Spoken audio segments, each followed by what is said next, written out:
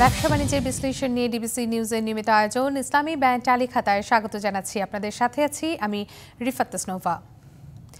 মাছ আকাশে ভরসা খোঁজে বাংলাদেশি পোশাক খাত, ঠিক তখনই যুক্তরাষ্ট্র থেকে এলো শীতল হাওয়া। মার্কিন প্রেসিডেন্ট ঘোষণা দিলেন আগামী আগস্ট থেকে বাংলাদেশ সহ বেশ কিছু দেশের পণ্যে নতুন হারে পাল্টা শুল্ক আরোপের। যে বাজারে বাংলাদেশ বছরে $8 বিলিয়ন রপ্তানি করে, সেখানে 35% শুল্ক কি শুধুই যুক্তরাষ্ট্রের অর্থনৈতিক সিদ্ধান্ত, নাকি বাংলাদেশের জন্য এটি একটি কূটনৈতিক বার্তা? এসব নিয়েই আমাদের আজকের আলোচনার বিষয়। 35% মার্কিন শুল্কের ধাক্কা সামলানো যাবে? আমাদের সাথে অতিথি হিসেবে আজকে যুক্ত আছেন ইস্ট ওয়েস্ট ইউনিভার্সিটির অর্থনীতি বিভাগের সহকারী অধ্যাপক পারভেজ করিম আব্বাসী এবং আরও আছেন BGMEA senior vice president Enamul Haque Khan. আপনাদের দুজনকেই স্বাগত জানাচ্ছি আজকের টালিখাতার আয়োজনে। আজকে আমি একটু শুরু করতে যাই এনামুল হক খান, আপনাকে দিয়ে। আপনি শুনতে পাচ্ছেন আমাকে? আমি একটু জানতে চাচ্ছি, এই শুল্ক কার্যকরের একটি কথা বলা হচ্ছে বা শুল্ক আরোপের যে বিষয়টি, বিজিএমইএর হিসাবে কি পরিমাণ রপ্তানি হ্রাস পেতে পারে পোশাক খাতে? আমাদের পরিমাণ তো যদি এইভাবে বলি যে পরিমাণ ওভাবে না, আমরা আমেরিকাতে আমরা $8.4 বিলিয়ন এক্সপোর্ট করছি রাইট নাও। তো এটার একটা মানে পুরো অংশটা যাবে কিনা আমরা শিওর না, তবে একটা এর পুরো majority will are in stake আর কি, মানে আমাদের মেজরিটি পরিমাণ অর্ডার আইদার হোল্ডে থাকবে নাহলে স্টপ হয়ে যাবে। আমাদের এই অর্ডারটা আমাদের বিকল্প বাজারে চলে যেতে হবে, কারণ এটা 35% ট্যারিফ নিয়ে ব্যবসা করা যাবে না। It is simply not possible. কারণ আমাদের যে প্রতিযোগী দেশ যারা আছে, পাকিস্তান, ইন্ডিয়া, ভিয়েতনাম, এদের ট্যারিফ যদি আমাদের থেকে কম থাকে এবং ব্যাপকভাবে কম থাকে, সেই ক্ষেত্রে আমরা প্রতিযোগিতামূলক বাজার আমরা পাবো না, আমরা থাকতে পারবো না। আমরা এখান থেকে বেরিয়ে আসতে হবে এবং বায়াররাও কিন্তু আমাদের অর্ডার দিবে না, তারা বিকল্প বাজার সন্ধান করে চলে যাবে আরেক জায়গায়। তাদেরও কিন্তু অপশন আছে। জি জি, আপনি বায়ারদের কথা বলছিলেন, বিকল্প বাজার খোঁজার কথা বলছিলেন। সেক্ষেত্রে এরকম পরিস্থিতিতে বাংলাদেশ কি পারে না বিকল্প বাজার খুঁজতে? যেমন আমরা যদি বলি যে ইউরোপের দেশগুলো কিংবা অস্ট্রেলিয়াতে বাংলাদেশের ব্যাপক সম্ভাবনা রয়েছে, একই সাথে জাপানে বেশ সম্ভাবনা রয়েছে। এক্ষেত্রে আপনারা কি ভাবছেন? বিকল্প বাজার কিন্তু আমরা সবসময় বিজেএমই থেকে আমরা সবসময় কিন্তু বিকল্প বাজারে আছি, চেষ্টা করছি বিকল্প বাজারে। আমেরিকান ট্যারিফের জন্য না, এমনিতেই কিন্তু আমরা বিকল্প বাজারের সন্ধানে সবসময় থাকি। ব্রাজিল আছে, আমরা ব্রাজিলে ট্রাই করছি। তারপর আমরা ইদানিং মিডল ইস্ট, সৌদি আরবিয়া অথবা ইউনাইটেড আরব এমিরেটস, এনারা কিন্তু সবাই মিলে আমরা কিন্তু এইসব বাজারে যেতে পারি। ইভেন অস্ট্রেলিয়ার বাজার যেটা আমরা অলরেডি আছি, অস্ট্রেলিয়ার বাজার আমরা এক্সপোর্ট বৃদ্ধি করতে হবে। জাপানে আমাদের আরো সম্ভাবনা আছে, সেখানেও আমরা বৃদ্ধি করতে পারি। কিন্তু সেটা কিন্তু এমনিতে আমরা করছি, এখন কিন্তু সেই জিনিসটা আরো সিরিয়াসলি করতে হবে। আমরা খুব স্মার্টলি আমাদের এখন কাজটা করতে হবে। যদিও আমরা আমেরিকার এই বিপর্যয়টা ঠেকাতে পারতাম কিনা সেটা আমি ঠিক জানি না, কারণ এটা অলরেডি টু লেট, অনেক লেট হয়ে গেছে। তো আমরা জানি যে আমাদের দুজন অ্যাডভাইজার এখন এই মুহূর্তে ওয়াশিংটনে আছেন এবং দুজনই যোগ্য ব্যক্তি। খলিল সাহেব আছেন, ডক্টর খলিল আছেন আমাদের সিকিউরিটি অ্যাডভাইজার, প্লাস আমাদের কমার্স অ্যাডভাইজার আছেন। দুজনেই ওয়াশিংটনে আছেন। 9 তারিখ, 10 তারিখ, 11 তারিখ 3 দিন তারা মিটিং করবেন এবং আমি মনে করি যে ওনারা একটা সফল একটা অবস্থানে আসতে পারবে। অ্যাটলিস্ট 20 থেকে 25% যদি আমরা থাকতে পারি, আমি প্রতিযোগিতা করে পারবো, আমরা টিকে থাকতে পারবো। কিন্তু 35 ইজ অ্যাবসলিউটলি ইম্পসিবল। আমাদের টিকে থাকা, আমেরিকান বাজারে টিকে থাকা সম্ভবত আর হবে না। জি জনাব এনামুল, আমরা আসবো আসলে এই টিকে থাকা এবং কতগুলো কোম্পানি আসলেই সবচেয়ে বেশি, সব কোম্পানিই ক্ষতিগ্রস্ত হবে, কতগুলো কোম্পানি একেবারে বন্ধের মুখে চলে যেতে পারে, সেই বিষয়টি নিয়ে আমরা কথা বলবো। কিন্তু তার আগে পারভেজ করিম আব্বাসী, আপনার কাছে একটু যেতে চাচ্ছি। আমরা শুনছিলাম যে বিকল্প বাজার খোঁজা এবং একই সাথে যেটা বলছিলেন যে আসলে অনেক দেরি হয়ে গেছে, আরও আগে সিদ্ধান্ত নেওয়া দরকার ছিল বিকল্প কোনো কিছুর জন্য। আপনি কি মনে করছেন যে এখন সত্যি সিরিয়াসলি খুব দরকার এবং সরকার এক্ষেত্রে যারা ব্যবসায়ী আছেন তাদের কি ধরনের সহায়তা প্রদান করতে পারেন? কোনো আশার আলো কি দেখতে পাচ্ছেন?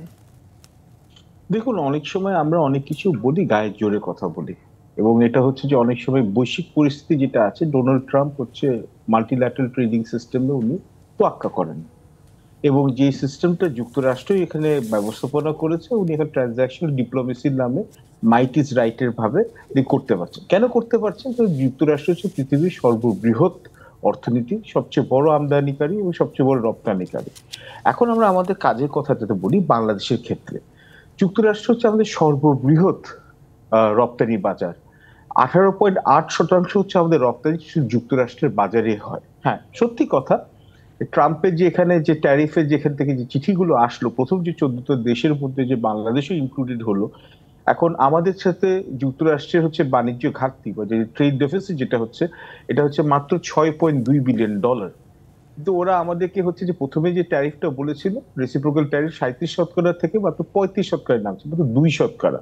কিন্তু তাহলে আমি যদি একই তর্কের খাতিরে বলি, ভিয়েতনামের সাথে যুক্তরাষ্ট্রের বাণিজ্য বা যুক্তরাষ্ট্রের সাথে ভিয়েতনামের বাণিজ্য ঘাটতি হচ্ছে $125 বিলিয়ন। তাহলে $125 বিলিয়ন যদি বাণিজ্য ঘাটতি হয়, তাহলে তো ট্যারিফের মাত্রা আরো বেশি হওয়া ছিল।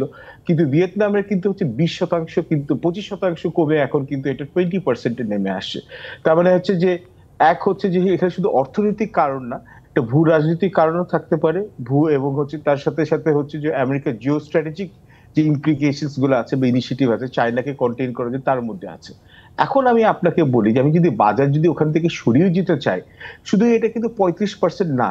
কেন, আমি যদি চিঠিতে আপনি পড়েন যে 35% tariff apart from sectoral tariff, আমরা কিন্তু যুক্তরাষ্ট্রের বাজারে অলরেডি কিন্তু 16% ট্যারিফ কিন্তু মানে এখানে দিতে হয়। 16% থেকে 35% হলো 51%।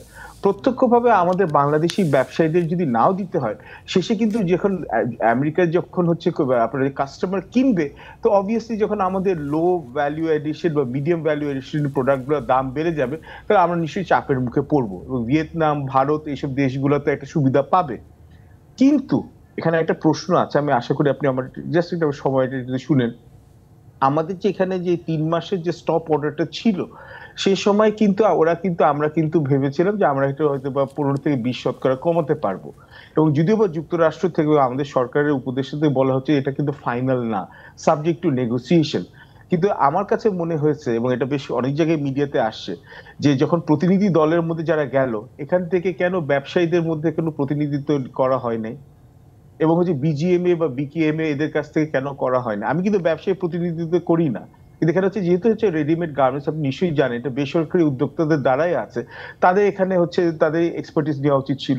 বা লবিস্ট যে নিয়োগ করা, এটা বেশ জায়গায় আছে, লবিস্ট নিয়োগ করার বুদ্ধিটা কেন ইউজ করা হয় না। যুক্তরাষ্ট্রের ওয়াশিংটনে বা ক্যাপিটাল হিলে লবিস্ট ছাড়া কোনো কাজ করা যায় না। এবং যুক্তরাষ্ট্র যেটা চেয়েছিল হচ্ছে যে ওরা হচ্ছে প্রোডাক্ট ওয়াইজ এখানে হচ্ছে ক্যাটেগরি চেয়েছিল, যে কোন কোন জায়গায় আমরা হচ্ছে শুল্ক রেয়াত চাই, আমরা শুল্ক রেয়াত দিব।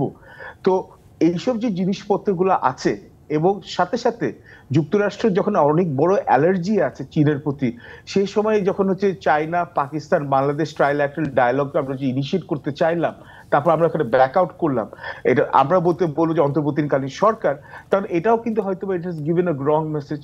তো সমস্যা হচ্ছে যে বাংলাদেশের বাজারটা থেকে আমরা যদি সরে আসি, হ্যাঁ, তা আমাদের কাছে স্কেল আপ ক্যাপাসিটি আছে, আমাদের দক্ষ জনগোষ্ঠী আছে, আমাদের আমাদের অন্টারপ্রেনাররা আছে, ওরা হয়তো অন্যান্য বাজারে যাবে, কিন্তু ইমিডিয়েটলি তো এত বড় বাজার থেকে আমরা সরে আসতে পারবো না। 40 লাখ লোককে ডিরেক্টলি আমরা এখানে নিয়োগ প্রাপ্ত, এর মধ্যে 10% জিডিপি তো এখানে আছে রেডিমেড গার্মেন্টস, এবং অন্যান্য বাজার থেকে যদি আমরা চলে আসবো, তখন তো আমরা চায়না, ভিয়েতনাম ওইসব দেশের সাথে তো এখানে আপনার ইউরোপিয়ান ইউনিয়ন, অস্ট্রেলিয়া, জাপানের মার্কেটে কম্পিটিশন ফেস করবো। চায়নাতে যেতে গেলেও তখন যুক্তরাষ্ট্রে এক ধরনের চাপ হবে। তো যুক্তরাষ্ট্র এখনো হচ্ছে যে আমাদের বড় বাজার, ওদের সাথে এনগেজ করতে হবে, এবং তার সাথে সাথে সরকার এবং বেসরকারি খাতের মধ্যে যে ফারাকটা আছে বা ডিসটেন্স আছে, এটা কমাতে হবে। এবং আমাদের রেডিমেড গার্মেন্টস কিন্তু আবারও বলছি, এরা কিন্তু আরো বড় প্রবলেমের মধ্যে এমনিতেই ফেস করছে। একটা হচ্ছে ব্যাংকের এখানে সুদের হার বেড়ে আছে, এবং গ্যাস এবং ইলেকট্রিসিটি এটা কিন্তু ওরা কিন্তু রেগুলার এখানে হচ্ছে যে সাপ্লাই পাচ্ছে না, এবং এটা হাইক করা হচ্ছে। সো আমাদের কিন্তু গার্মেন্টস এর সাথে আমাদের ডাইভার্সিফাই করতে হবে। গার্মেন্টস এর উপর এটা কিন্তু শর্ট টার্ম না, তো লং টার্মে আমরা ম্যানমেড ফাইবার এবং হাই ভ্যালু এডিশন চেনে যেতে হবে। জি, আমরা এই আলোচনায় আসবো যে প্রোডাক্ট ডাইভার্সিফিকেশনের বিষয়টি নিয়ে, কিন্তু এনামুল হক এবং পারভেজ করিম আব্বাসী, আমরা ছোট্ট একটি বিরতিতে যাচ্ছি, বিরতির পর আবারও আলোচনায় ফিরে আসছি। বিরতি নিচ্ছি। ব্যবসা বাণিজ্যের বিশ্লেষণ নিয়ে ডিবিসি নিউজের নিয়মিত আয়োজন ইসলামিক ব্যাংক টালি খাতায়, সঙ্গে থাকুন। আবারও স্বাগত জানাচ্ছি ব্যবসা বাণিজ্যের বিশ্লেষণ নিয়ে ডিবিসি নিউজের নিয়মিত আয়োজন ইসলামিক ব্যাংক টালি খাতায়। আজকের আলোচনার বিষয় 35% মার্কিন শুল্কের ধাক্কা সামলানো যাবে। আলোচনা করতে আমাদের সঙ্গে দুজন অতিথি যুক্ত আছেন। আমরা আবারও আমাদের অতিথিদের কাছে ফিরে যাচ্ছি।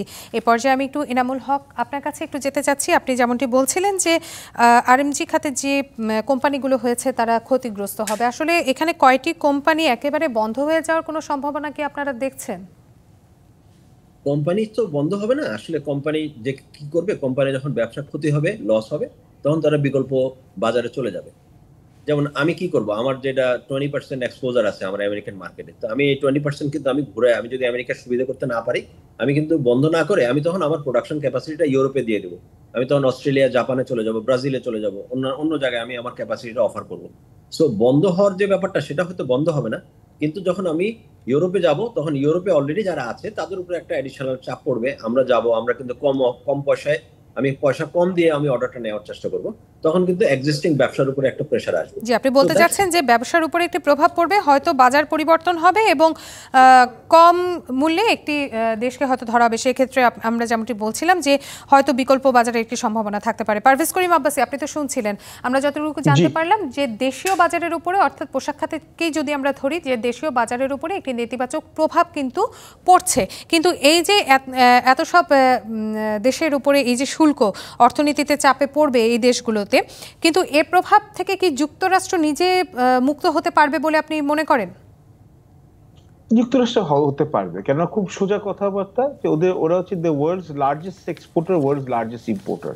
এটা হচ্ছে পৃথিবীর সবচেয়ে সর্ববৃহৎ ফিনান্সিয়াল সেন্টার, এবং হচ্ছে যে পৃথিবীর যত বড় যে স্ট্রাকচার গুলো আছে, WTO বলেন, তারপর UN বলেন, ওয়ার্ল্ড ব্যাংক, IMF, সব জায়গায় কিন্তু USA কিন্তু একটা ওভারবিয়ারিং একটা ইনফ্লুয়েন্স আছে। তো এবং ওরা কিন্তু অলরেডি বলে দিয়েছে যে ব্রিক্সে যদি কোনো দেশ যেতে চায়, এটা কিন্তু যুক্তরাষ্ট্র বিরোধী, তার উপর 10% কিন্তু ওরা আরো শুল্ক এখানে হচ্ছে অ্যাডিশনালি ওরা ইম্পোজ করবে। তো যুক্তরাষ্ট্র কিন্তু তার ইকোনমিক হেজিমনি মেনটেন করার জন্য যা যা করার সেটাই করছে, এবং মাইট ইজ রাইট। এখন এটা হচ্ছে সাময়িকভাবে তো যুক্তরাষ্ট্র বেনিফিট পাবে, এবং অন্যান্য দেশ যেমন ইউরোপিয়ান ইউনিয়ন, অস্ট্রেলিয়া, জাপান, ওরা কিভাবে রিয়াক্ট করবে, বা আফ্রিকান বা ল্যাটিন আমেরিকান দেশগুলো, সেগুলো দেখার বিষয়। বাট আপাতত আমাদের যেটা আমাদের মাথায় রাখতে হবে, যে যুক্তরাষ্ট্রের সাথে আমাদের এখন ট্রেড তো আমাদের সেভার করা যাবে না।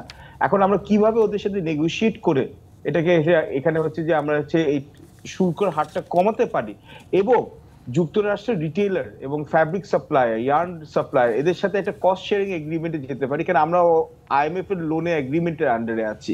তো IMF এখানে তার জন্য আমাদের কিন্তু সরকার কিন্তু আগবাড়ি কিন্তু সহযোগিতা বা ভর্তুকি কিন্তু প্রাইভেট সেক্টর বা বিশেষত RNG সেক্টরকে দিতে পারবে না, দিতে গেলে আমাদের সংকোচন আছে, বা এখানে সংকট আছে। আমাদের এমনি ফান্ডস পাবো কি করে? না IMF এর কাছে লোন নিতাম না। এবং এর সাথে সাথে আবার একটা ঝামেলা হচ্ছে যে আপনার LDC গ্রাজুয়েশন, যে ভাইয়ের সাথে আলাপ হচ্ছিল, LDC গ্রাজুয়েশন যদি আমরা করতে চাই, আমরা তো তখন আমরা অনেক সুযোগ সুবিধা হারিয়ে ফেলবো। সো আমাদের এখন কিন্তু দীর্ঘমেয়াদী চিন্তা করতে হবে যে আমাদের দেশের মধ্যে light manufacturing industries, light engineering industries, domestic ডিমান্ডের জন্য আমাদের এখন একটু আস্তে আস্তে একটু ডাইভার্সিফাই করতে হবে, যাতে for the time being shock absorb করার জন্য। কিন্তু এক রেডিমেড গার্মেন্টস ইন্ডাস্ট্রি দিয়ে আমরা বেশি দিন এই অর্থনীতির চাকা আমরা টানতে পারবো না। এবং আমরা যদি মনে করি যে RMG এন্টারপ্রেনারদেরকে আমরা হচ্ছে শুধু সবকিছুর জন্য আমরা দোষী ধরবো, বা হচ্ছে যে RMG এন্টারপ্রেনারের সলিউশন বার করবে, এটাও কিন্তু প্রবলেম্যাটিক। এবং এক একটা ইন্ডাস্ট্রি কম্পিটিটিভনেস থাকে, তারপর আস্তে আস্তে সরে যায়। কিন্তু আমাদের RMGর সাথে সাথে অন্যান্যগুলো আস্তে আস্তে ডাইভার্সিফাই করতে হবে, এবং RMG এন্টারপ্রেনারদেরকে আমাদেরকে সহায়তা দিতে হবে যাতে ডাইভার্সিফিকেশন করতে পারে, বিকজ ওদের কিন্তু এখানে হচ্ছে এবং অন্যান্য মার্কেট খোঁজার জন্য আমাদের এখানে সহায়তা দিতে হবে। এর জন্য আমাদের ইকোনমিক ডিপ্লোমেসির দরকার, যেটা এখন আমার মনে হয় যে এটা বেশ অভাব দেখছি আমাদের। যে এই বিষয়টা নিয়ে আসলে আপনাকে আমি একটা প্রশ্ন করতাম, যে ট্রাম্পের এই যে আমাদের LDC গ্র্যাজুয়েশনের এই সময়ে এসে আর খুব বেশি দিন বাকি নেই, ট্রাম্পের এরকম একটি সিদ্ধান্ত, এখন প্রশ্ন হচ্ছে 25% মার্কিন শুল্কের এই যে এই ধাক্কাটা তাহলে বাংলাদেশের পোশাক খাত বা বাংলাদেশের যে আমরা যদি বলি সার্বিক অর্থনীতি, আমরা কিভাবে এই ধাক্কাটা সামাল দিতে পারি? এনামুল হক, আপনার কাছ থেকে একটু জানতে চাই। একটা সামাল দেওয়া তো এমনিতে বেসিক্যালি একটা সাপ্লাই চেইনে একটা বড় গন্ডগোল হয়ে যাবে। আমেরিকাতে কিন্তু গুড সাপ্লাই যেটা আছে, বাংলাদেশ কিন্তু একটা মানে খুব ভালো একটা রোল প্লে করছে, এবং বেসিক প্রোডাক্টস এবং যে কাজগুলো আমরা করি এই কাজটা কিন্তু ভিয়েতনাম রিপ্লেস করতে পারবে না। ওরা করে হাই এন্ড কাজ। India is a competitor, Pakistan is a competitor, কিন্তু ইন্ডিয়া এবং পাকিস্তান তাদের এই ক্যাপাসিটি এখন এই মুহূর্তে নাই। তারা কিন্তু আমাদেরকে রিপ্লেস করার মতো, অ্যাটলিস্ট 2 বছরে আমাদেরকে রিপ্লেস করার মতো নাই, যেটা 2 বছর, 2.5 বছর, 3 বছর লাগবে আমাদেরকে রিপ্লেস করে ইন্ডিয়া। তার মানে একটা সাপ্লাই চেইনের সিরিয়াস একটা প্রবলেম দেখা দেবে আমেরিকাতে এই RMG প্রোডাক্টস আমেরিকাতে যেটা আছে, এটা একটা সিরিয়াস প্রবলেম দেখা দিবে। সেটা আমেরিকার সমস্যা, কিন্তু আমি কিন্তু সরে যাব। আমি যখন সরে যাব তখন এটা একটা অটোমেটিক্যালি রিঅ্যারেঞ্জমেন্টের একটা প্রশ্ন আসবে। Definitely there will be rearrangement, এটা কিন্তু থাকতে পারে না। এই অ্যারেঞ্জমেন্ট যদি থাকে এবং পাকিস্তান এবং অন্যান্য কান্ট্রির উপর যদি সিরিয়াস চাপ সৃষ্টি হয়, যেমন ইন্ডিয়া পাকিস্তানে যদি আবার ট্যারিফ বাড়িয়ে দেয়, তাহলে ওরা নেবে কার থেকে, প্রোডাক্টটা নেবে কার থেকে? They can't do that, total জিনিসটাই ফেলিওর হয়ে যাবে। তাহলে আমেরিকাতে কিন্তু total product supply, RNG supply, এটা কিন্তু একদম পুরা কষ্টের সম্মুখীন। তাহলে আমাদের কি করা একটা হচ্ছে আমেরিকান মার্কেট। আমি যেটা মনে করি automatically there will be a second observation, second একটা এটা নিয়ে ভাবার একটা সুযোগ আছে। আমেরিকাও ভাববে যে এটা হইতে পারে না, তাদের সাপ্লাই চেইন তো ঠিক করতে হবে। আর আমাদের যেটা করতে হবে, আমরা আমাদের নিজেদেরকে আরো এফিশিয়েন্ট করতে হবে, আমরা হায়ার এন্ড কাজ করতে হবে। হায়ার এন্ড কাজ করলে কিন্তু আমাদের প্রতিযোগিতা কম, আমরা কিন্তু ইউরোপে আরো এক্সপোর্ট করতে পারবো, আমরা অন্যান্য কান্ট্রিতে এক্সপোর্ট করতে পারবো। আমাদের কোয়ালিটি, গুণগত মান বাড়াতে হবে, আমাদের বিকল্প প্রোডাকশনে যেতে হবে। সেক্ষেত্রে আমি একটু পারভেজ করিম আব্বাসী আপনার কাছ থেকে একটু জেনে আসি যে গুণগত মান বাড়ানোর একটি বিষয় কিন্তু তিনি বলেছেন, সেই সাথে সর্বোপরি এই ধাক্কা সামাল দেওয়ার জন্য কোনো কূটনৈতিক আলোচনার মাধ্যমে কি এটা সম্ভব কিনা সামাল দেওয়া? এটা সাময়িকভাবে আমরা মাত্রাটা কমাতে পারি, কিন্তু আমরা একাত্ম করতে পারবো না। এবং বাংলাদেশে কিন্তু কূটনীতিটাও ঠিক মতো আমাদের নেই, আমাদের কোনো ভিশন নেই। কারণ আমাদের হচ্ছে রেজিম স্পেসিফিক, একটা সরকার আসে তখন এক ধরনের একটা পলিসি হয় বা অ্যাডহক ভাবে হয়। সো আমাদের ইকোনমিক ডিপ্লোমেসিতে আমরা চিন্তা করতে হবে যে যুক্তরাষ্ট্রের বাজারে তো ট্রাম্প আসার পরে সে বলছে যে ট্যারিফ নিয়ে সে এরকম একটা করবে। সো আমরা কি ইউরোপিয়ান ইউনিয়নের সাথে আরো বেশি আমরা ইন্টিগ্রেশন করব, বা চায়না লেড যে RCEP, regional comprehensive economic partnership, ওই ব্লকের মধ্যে যেতে হবে? তাহলে তখন ডাবল ট্রান্সফরমেশন আছে এবং আমাদের তখন ইন্টেলেকচুয়াল প্রপার্টি রাইটস, এই সব কিছুর বলতে কিন্তু তখন আমাদেরকে আরো বেশি হচ্ছে আমাদের যত্নশীল হতে হবে। Will have take more tension. So কিন্তু এবং we have to invest in qualitative improvement, গুণগত মান করার জন্য সরকার আর পাবলিক প্রাইভেট পার্টনারশিপ করতে হবে। এটার জন্য দীর্ঘমেয়াদী এবং মধ্যমেয়াদী আমাদের পরিকল্পনা করতে হবে। এটার জন্য আপনার একাডেমিকদেরকে, আমলাদেরকে, রাজনীতিবিদদেরকে এবং সবচেয়ে ইম্পর্টেন্ট আমাদের বেসরকারি উদ্যোক্তাদেরকে সবার সাথে একসাথে আসতে হবে। একজন আরেকজনের ওপোনেন্ট ভাবলে হবে না। এবং এটা ন্যাশনাল ইকোনমিক চ্যালেঞ্জ হিসেবে, যেটা জাপান এটা ধরেছে ন্যাশনাল ইকোনমিক চ্যালেঞ্জ হিসেবে ধরেছে। এমনকি ট্রাম্পও বলেছে যে এটা ন্যাশনাল ইকোনমিক সিকিউরিটি, যে ওদের এত বড় ট্রেড ডেফিসিট হচ্ছে। আমরা কিন্তু মনে করি যে হচ্ছে আমাদের অর্থনীতি এবং ব্যবসা আল্লাহর ওয়াস্তে চলবে, এবং যেমন খুশি তেমন ভাবে তো হয়েই যাচ্ছে। কিন্তু রেডিমেড গার্মেন্টস এবং জনাব পারভেজ করিম আব্বাসী এবং এনামুল হক খান, আপনাদের দুজনকেই ধন্যবাদ জানাচ্ছি এতক্ষণ সাথে থাকার জন্য। শেষ করছি ব্যবসা বাণিজ্যের বিশ্লেষণ নিয়ে ডিবিসি নিউজের নিয়মিত আয়োজন ইসলামিক ব্যাংক চালি খাতা। এতক্ষণ সঙ্গে থাকার জন্য সবাইকে ধন্যবাদ।